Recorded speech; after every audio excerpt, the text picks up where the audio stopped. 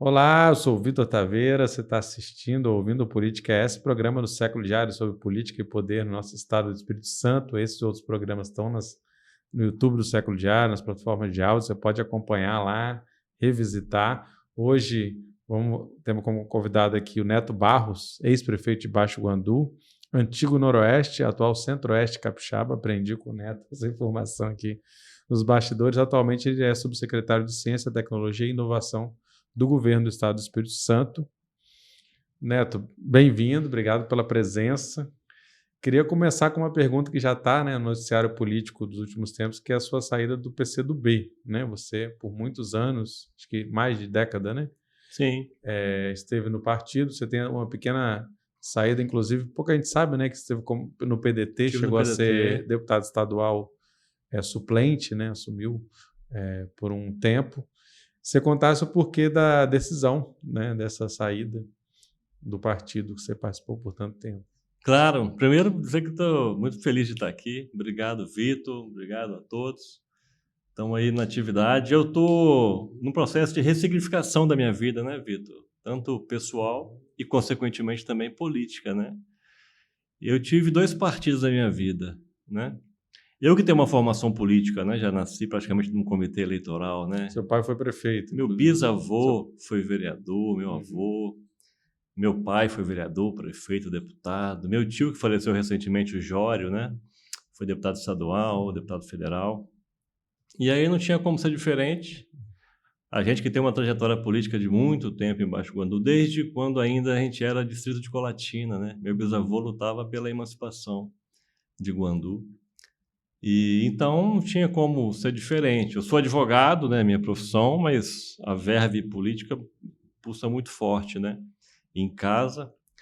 E aí eu fui vereador, muito jovem ainda, e aí eu conciliei com os estudos na faculdade e depois disputei para prefeito. Nesse meio tempo eu também disputei para deputado estadual. Eu venho disputando eleições há muito tempo, Eu disputei 9 campanhas políticas aos 47, quer dizer, já tenho mais da metade da minha vida na lida política, E eu tenho uma formação política, portanto, nasci na ditadura militar, Eu sou de 76, ali no finalzinho praticamente da ditadura, e tenho essa formação de resistência, Papai fundou o MDB, na ditadura, e eu vivi e cresci acompanhando Ulisses Guimarães, os grandes discursos dos democratas. Participei desse período na faculdade, grandes debates em relação à Constituição e tudo. E pensava que iria me filiar ao PMDB, em 99, quando eu comecei a ingressar na atividade política, na militância. Mas acabou que meu pai foi candidato a prefeito em 2000 e ele precisava de fazer a composição ali dos partidos que iam fazer a coligação. E ele conversou aqui, na época o presidente era o Namiché, que foi muito tempo presidente do PCdoB, aqui no Espírito Santo, foi vereador por vários mandatos, conhecido de todo mundo, e confiou a mim a presidência do PCdoB. Então eu que pensei que ia amanhecer filiado no MDB, anoiteceu, eu estava no PMDB, amanheceu, eu estava no PCdoB.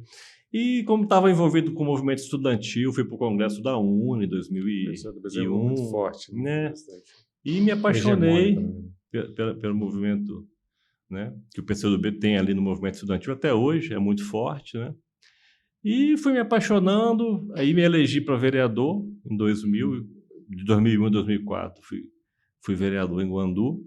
Em 2002 disputei para deputado estadual pelo PCdoB, fiquei na suplência, tive 9.700 votos. E depois da reeleição para vereador no PCdoB, eu me candidatei e fui o mais votado na cidade. Só que a gente não tinha feito uma boa coligação e eu acabei não me elegendo. Eu perdi ganhando porque eu acabei sendo vitimizado, O pessoal dizia lá, o cara foi o mais votado e não se elegeu e tal, criticando a legislação e tudo.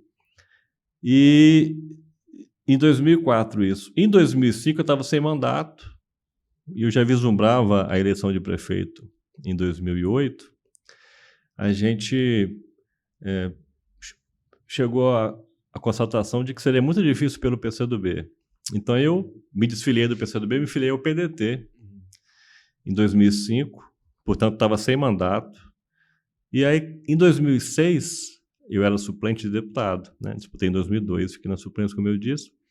Em 2006, morre o deputado Edson Vargas, e aí me deu, como eu era suplente, me deu a vaga.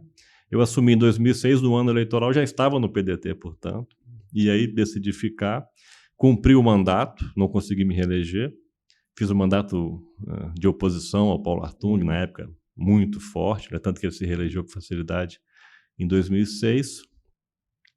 E aí, em 2008, ainda no PDT, eu me candidatei a prefeito de Guandu. Também não consegui a vitória, mas consegui fazer uma boa campanha política. E ficou de 10 mil a 8, quer dizer, muito, a diferença assim, razoável, mas consolidou a minha liderança. Aí, em 2009, eu resolvi disputar para deputado estadual e me filiei ao PCdoB. E de 2009 até aqui, eu militei no PCdoB. E aí disputei as eleições em 2012 e venci, aí já com uma musculatura, com uma liderança política própria, né? Não mais o filho de um ex-prefeito, mas alguém que já tinha sua liderança. Consegui vencer em 2012 e me reelegi em 2016, prefeito pelo PCdoB. E disputei as eleições agora de 2022 pelo PCdoB. Consegui quase 10 mil votos. E aí eu percebi que eu precisava ter uma ressignificação da minha vida, como eu disse no início, e o meu grupo político lá no Guandu, que é diverso, né? Eu tenho eleitores que são de esquerda, de centro, de direita. Eu tenho eleitores que são eleitores do Bolsonaro, que votam em mim pelo mandato que a gente fez no Guandu, né? Que as questões locais são mais importantes do que as questões nacionais, e aí, independentemente do espectro político, muitos eleitores que não são eleitores da esquerda, historicamente, votam em mim. E o meu grupo político lá se reuniu e em uma conversa, a gente decidiu que era necessário mudar para sair dessa discussão, né, entre o banheiro unissex e a picanha. A gente não ganha nada com essa discussão. E eu percebi também que a gente acabava dando oportunidade a pessoas de péssima qualidade disputarem uma eleição, se aproveitando dessas falsas contradições, né, desses falsos símbolos que a luta política ocasiona. Então a gente percebeu que nós não poderíamos ficar dando sorte ao azar mais, a gente não poderia mais ficar dando munição para o adversário, e a gente resolveu sair dessa polarização, que a nosso ver não soma nada, para fazer o debate propositivo em torno de um programa de governo, para unir a sociedade e voltar a governar Baixo Guandu. Resumidamente, é isso. E para onde você vai, vocês vão, né, seu grupo político? Nós estamos decidindo. Nós já temos alguns partidos, né? Vários presidentes de partido, vários diretórios municipais ali que estão com a gente. A gente está buscando o melhor caminho para ouvir também o governo do Estado, né? O que o Casagrande pensa em relação à eleição municipal, o que o Ricardo Ferraz, o vice-governador, que possivelmente vai ser o candidato a governador lá em 2026, né? Porque o mercado político todo dá conta de que o Renato deve se licenciar, deve renunciar ao mandato em 2026, em abril, para disputar uma vaga de Senado. É isso que está hoje, né, anunciado, mesmo que nas entrelinhas, né? Então é possível que o Ricardo Ferraz vai liderar a eleição municipal a partir do governo. Então eu estou no governo do Estado, ajudei a eleição do Renato, né, como candidato, como presidente do PCdoB na federação, né, que ajudou a apoiá-lo e a elegê-lo. Então eu preciso de conversar também com ele para decidirmos. Então eu estou conversando, estou sendo muito bem recepcionado, sabe? Inclusive em partidos de centro e partidos de direita também. Porque às vezes a pessoa olha para alguém que é filiado ao PCdoB e, embora não seja, porque o PCdoB é um partido bem flexível, entendeu? É um partido de classe, é um partido de classe trabalhadora, é claro, é um partido de esquerda, mas não é um partido extremista, entendeu? E às vezes, pelo rótulo, muitas vezes a pessoa pensa e fala, é do PCdoB, não dá para conversar. Pelo contrário, eu estou sendo muito bem recebido.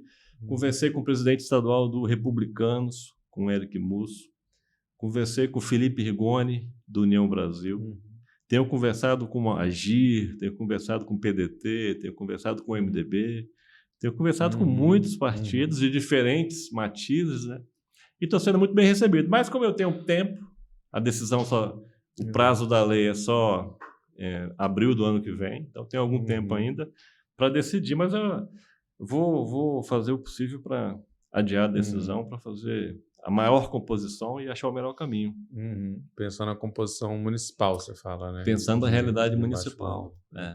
Eu queria falar um pouco disso, né? Como você está colocando como uma prioridade, né? A sua decisão partidária está ligada a isso. Como é que você tem avaliado, né? Porque você ficou 8 anos à frente do município e depois não conseguiu eleger o sucessor, né? A candidatura acabou sendo derrotada pelo Lastênio Cardoso, atual prefeito, que tinha sido prefeito antes, né? Figura bem conhecida, né? No município, que aí inclusive, depois que ele assumiu, vocês têm tido, né, protagonizado alguns debates, né? Debates, acusações. Sem dúvida. Né? Como é que você tem avaliado essa gestão e por que você acha que tem que voltar? A gestão ela é muito atrasada porque a gente fez um diferencial na cidade, né?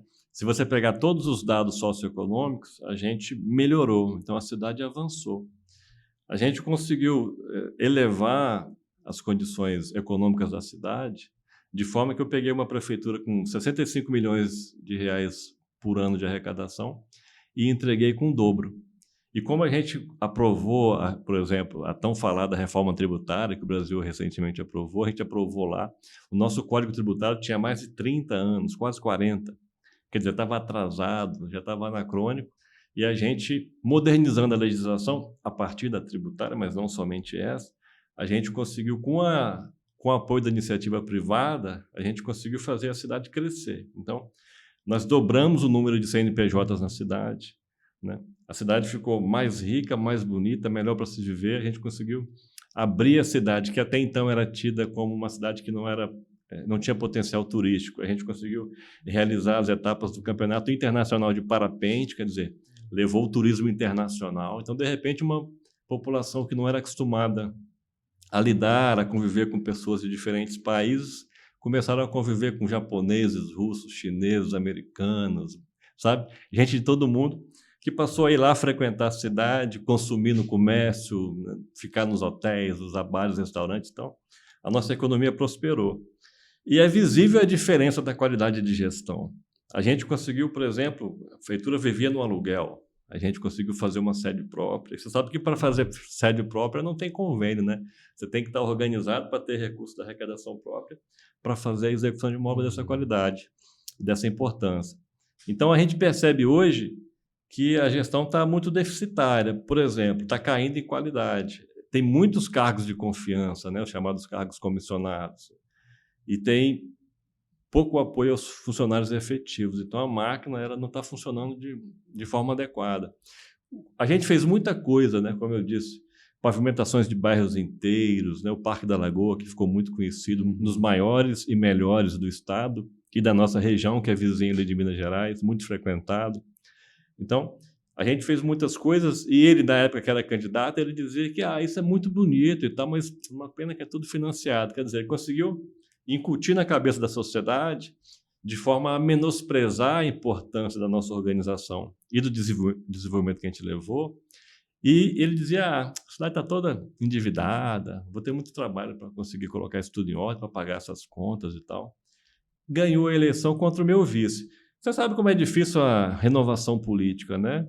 Você tem no mundo todo uma dificuldade muito grande de formação de novos líderes, né? Você pega lá a Alemanha, a Angela Merkel ficou, salvo engano, 16 anos, você tem Xi Jinping na China, você tem o próprio Lula aqui, que já disputou N eleições e está de novo na presidência. Lá também não tinha essa facilidade.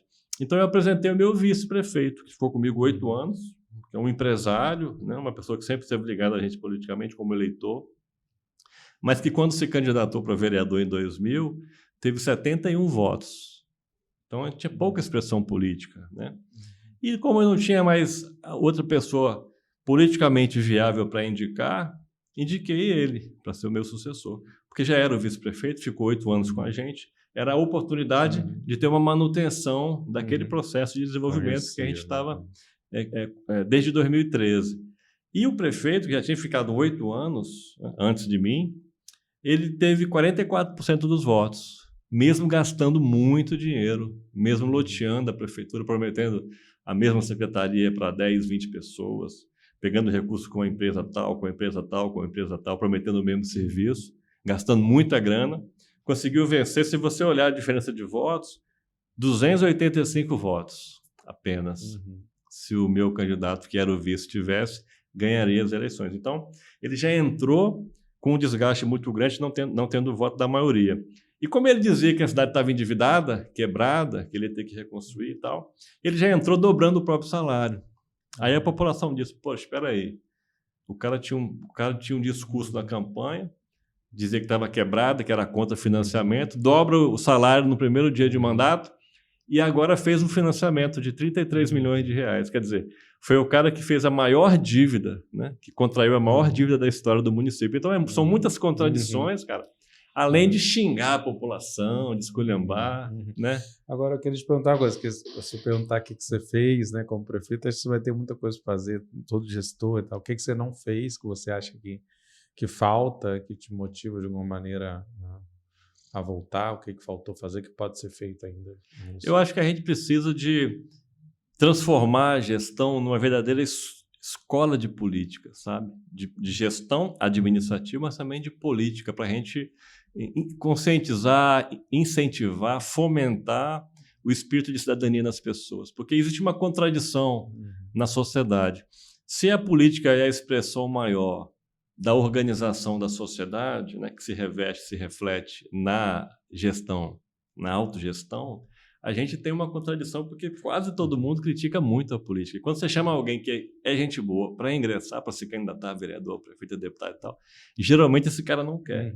Geralmente ele quer se prestar à atividade privada e pensa que dá muito trabalho, e realmente dá, não quer colocar a sua vida na vitrine, etc. Então, isso dificulta até a renovação política. Eu tentei fazer essa renovação apresentando o meu vice, não tive sucesso, e como a gestão agora está fracassada, eu acho que é importante voltar para recolocar o município nos eixos e fazer da gestão uma verdadeira escola de gestão, de política, para buscar a juventude, principalmente, novos atores, para ocuparem os cargos do legislativo e do executivo. A gente prega lá uma renovação total. Eu levei o SESC para lá, né? Eu não, mas assim, eu convidei na época, o SESC queria, o município doou a área, a gente conseguiu convencer os vereadores. Hoje o município do Guandu é um dos poucos municípios do Brasil, né, pequenos, que tem uma unidade grande que vai ser inaugurada certamente o ano que vem. Como eu disse, a gente fez muito pela economia, a gente fez a cidade ficar mais bonita, mais atrativa. Acho que a gente consegue agora fazer ela ser um diferencial na região toda. Agora, com o terceiro mandato, eu acho que é muito possível a gente fazer isso. E tem muita coisa para fazer, né, cara? Muita coisa para... Desde a organização pelo lado do serviço público, que está deficitário. O cara fez um concurso agora que colocou salário de médico a R$ 1.800. Não deu nenhum inscrito, para você ter uma ideia. E a gente, quer dizer, ele tem a máquina, né? Assim, Laceno certamente será um forte candidato, assim como a sua candidatura, sem dúvidas, vai ser muito forte. Você vê outros possíveis candidatos? Como é que você está vendo assim, essa movimentação? Você acha que tende a polarizar em vocês dois? Já está polarizado, né? Já está polarizado pela história, né? Eu saí com um recall muito grande, né? 86% de aprovação. Você vê que eu saí depois de ser prefeito de um município pequeno do interior, com pouca expressão até então. Eu fui convidado pela Federação das Indústrias, né? Pela FINDES, para fazer parte do Conselho da Economia Criativa. Eu recebi também o convite do prefeito Sérgio Vidigal para ser o coordenador de governo da Serra, né? Agora, eu estou nessa pasta tão importante que é a pasta da Ciência, Tecnologia e Inovação do governo do Estado. Então, é muito difícil você ter um prefeito de uma cidade pequena com uma projeção, né, desse tamanho, assim. Então, mas eu acho que dá para fazer muito mais. Eu vou ter uma dificuldade, porque eu acabei enriquecendo o município, ajudando a enriquecer, né, contribuindo para enriquecer, e agora eu vou enfrentar uma gestão que não tem pudor, que faz a politicagem, né, correr solta, mas a população não é boba, não. E eu estou montando um time, um grande time, inclusive de muitas pessoas que antes não eram aliados meus, né, historicamente. já não votavam no nosso grupo político e agora estão com a gente. E quando o prefeito perceber, ele vai olhar para um lado, não vai ver ninguém, vai olhar para o outro, não vai ver ninguém. Enquanto isso, nosso time está muito grande e está crescendo a cada dia. E a gente vai se surpreender. Nós vamos fazer a campanha, a velha campanha do Tostão contra o Milhão, né? Mas a gente vai conseguir, porque nós temos história, temos recall e temos credibilidade, né? Agora, por exemplo, você acha que o governador Renato Casagrande você hoje é um aliado, né? Tem inclusive o Dari Pagungue, que é deputado estadual também, né? Líder do governo e tudo mais, muito próximo, embora não sabemos se ele entraria nesse jogo, né? Vocês têm conversado sobre isso, mas também assim, você acha que o governador deve tomar partido ou deve ficar mais na neutralidade, como tem feito na maioria dos municípios? Você acha que tem chance? É muito possível que ele fique na neutralidade, né? Até porque lá no município nós apoiamos o governador, né? Eu apoiei, o prefeito apoiou, o deputado apoiou, todo mundo apoiou. Então é muito possível que ele fique aguardando o resultado das eleições para continuar ajudando o município. Porque se hoje você tirar o que tem de investimento em Baixo Guandu, é do governo do estado, que faz asfalto, faz CREAS, faz ponte. O Lastênio fez o Casanaro, né? E você fez o Lula Casagrande. Né? Eu tive com Lula e Casagrande. Eu sei. E outra coisa que eu acho interessante, que eu acho que marcou um pouco da sua trajetória e projeção, foi o seu posicionamento em relação à questão do crime da Samarco, Vale BHP, né? Você teve um posicionamento forte, que repercutiu, né? Assim, surpreendeu a muitos, né? Que um prefeito pudesse falar, dada a força das empresas e tudo mais, enfim, a maioria fica quieto. Como é que você está avaliando, se você tem acompanhado, né? É um impacto que, infelizmente, né, 8 anos depois ainda está acontecendo, ainda tem sido discutidas as questões das reparações. Como é que você enxerga esse cenário? Como é que você vê o impacto? Né, o Rio Doce passa, né, por Baixo Guandu, então central ali, né, no município. Como que você enxerga hoje? O que você vê, que caminhos pode ser tomado nesse sentido? Bom, primeiramente eu sou um duplo atingido, né? Eu sou um cidadão de Baixo Guandu que foi atingido pelo crime e isso causou um desequilíbrio ecológico muito grande, né? Já comprovado e ainda a se comprovar por séculos a fio. E eu era um cidadão atingido, prefeito do município muito atingido. Então isso me impactou sobremaneira. Eu tive atitudes de quem estava irresignado mesmo, revoltado com a situação, pela grandeza, né, pela magnitude, de parar a ferrovia, de exigir explicações da companhia. Porque, se você se lembra, no primeiro momento, a Samarco procurou vender para a opinião pública que se tratava de um mero incidente, né? Em vez de procurar, de alguma forma, conter aquela avalanche de rejeitos que estava sendo carregado no Rio, e toda a tragédia em si de morte de pessoas, de animais. Que as pessoas assistiam, né, a né? lama chegar, a lama esperando descendo, o momento da lama chegar no seu município. Então, em vez deles se preocuparem em tentar conter aquilo tudo ali, eles contrataram empresas para já fazer a defesa, né? Para se justificarem. Houve até a alegação de que havia um abalo sísmico e tal, uma conversa fiada. Então, não tinha muita... Ainda a mídia não estava explorando muito, né? Até porque os governos dos estados, né, que historicamente sempre receberam doações de campanha, dessas grandes empresas e tal, tanto aqui quanto lá, eles não se manifestaram muito a favor da população, né? Você se lembra que o governador de Minas fez a entrevista coletiva dentro da Samarco, lá em Mariana, que foi um maior vexame do mundo. Mas aí a gente começou a fazer a coleta da água, fazer as análises, mostrar para a opinião pública nacional o que estava acontecendo de verdade. E quando a gente paralisou a ferrovia, a gente deu uma conotação maior àquilo tudo, como uma tragédia que ela era, né? E vai continuar sendo um grande crime. Aquilo deu repercussão internacional. Eu representava os municípios atingidos do Espírito Santo lá no Comitê Interfederativo. A gente aprovou 42 ações, né? E a maioria delas ainda não saiu do papel, infelizmente. Eu percebi nesse processo que houve muita gente que ganha dinheiro com a crise, né? De N formas, né? Tanto de dentro da instituição que foi criada, quanto de pessoas se aproveitando de fora. E os verdadeiros atingidos receberam muito pouco, né? Só em Baixo Guandu circulou mais de R$1,5 bilhão por conta das indenizações. Isso ainda é muito pouco.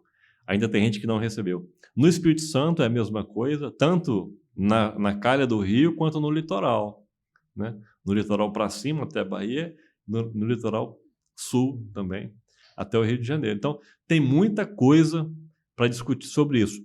Eu, quando prefeito, convenci os prefeitos do Espírito Santo a ingressarmos com aquela ação na Inglaterra, né, contra a BHP Billiton. O prefeito atual tentou fazer uma composição com a empresa para livrar a cara da empresa e tentou levar a população a tentar fazer um acordo para pegar um recurso muito menor do que aquele que pode receber, quer dizer, defendendo a causa da empresa poluidora, né, criminosa. Que bom que isso não aconteceu. A audiência está marcada para o ano que vem, outubro, né, depois das eleições, e tem um interesse muito grande também em relação a isso, né?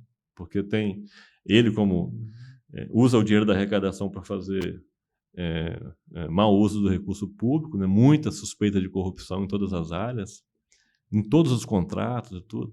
Está doido para botar a mão nessa grana para tentar gastar do jeito que ele sabe fazer. Por isso tentou levar a população a fazer esse acordo. Tem uma discussão aqui no Brasil em relação à repactuação, que é muito difícil, porque, convenhamos, né?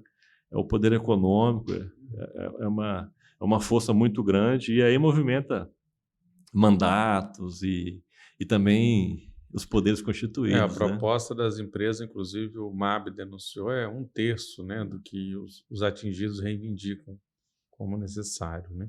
Então, existe já laudos que comprovam a nocividade, né, dos rejeitos para o meio ambiente, inclusive ainda hoje, né? A barragem de Candonga, ela segurou 90% do rejeito, mas aquilo que veio descendo e está descendo até hoje ainda.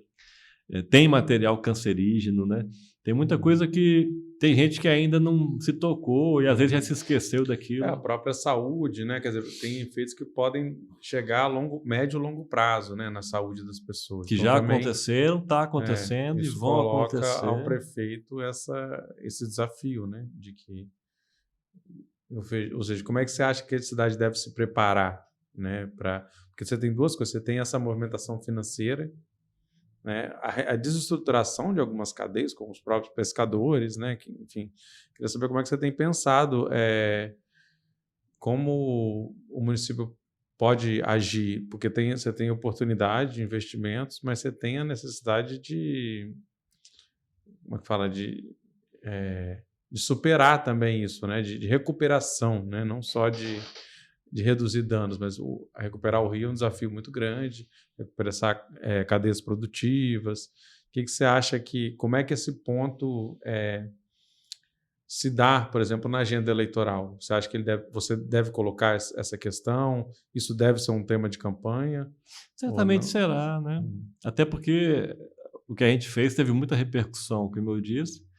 Eu tenho ali a credibilidade dos atingidos, né? Por representá-los à altura. À época, eu era tido como um dos poucos prefeitos, né, que realmente compraram a luta do atingido, a briga do atingido, a causa do atingido, porque eu também era, e desde sempre eu conhecia o que tinha acontecido, né. Muita gente sequer lê os relatórios, né, e vai muito além do dano aos pescadores, né. O dano é social, é ambiental, é comercial, é turístico, é paisagístico, é psicológico, né, é grande. É o maior crime e a maior tragédia ambiental da mineração, né? Certamente do Brasil, dos maiores do mundo, se não for o maior do mundo, né? Que vai levar a gente a ter repercussões aí por muitos anos a fio. Nós vamos passar, isso vai ficar por aí. A nossa região, não só do Espírito Santo, a região toda, né, da calha do rio e o litoral, virou um laboratório, né, a céu aberto para as academias aí do Brasil e do mundo. Eu recebia muitos estudantes europeus, americanos, canadenses, que já iam naquela época e agora continuam fazendo a verificação ali em loco do que mudou, né? Daquele ecossistema que nós tínhamos antes para o que nós temos agora e o que vai vir depois. Agora, além da questão da repactuação, que é preciso colocar os municípios na discussão, é bom lembrar que na primeira e na segunda pactuação, os municípios ficaram de fora, né? Veio de cima para baixo. Governo federal, governos dos estados, as empresas, e os municípios e as comunidades ficaram ali a reboque do que discutiam lá.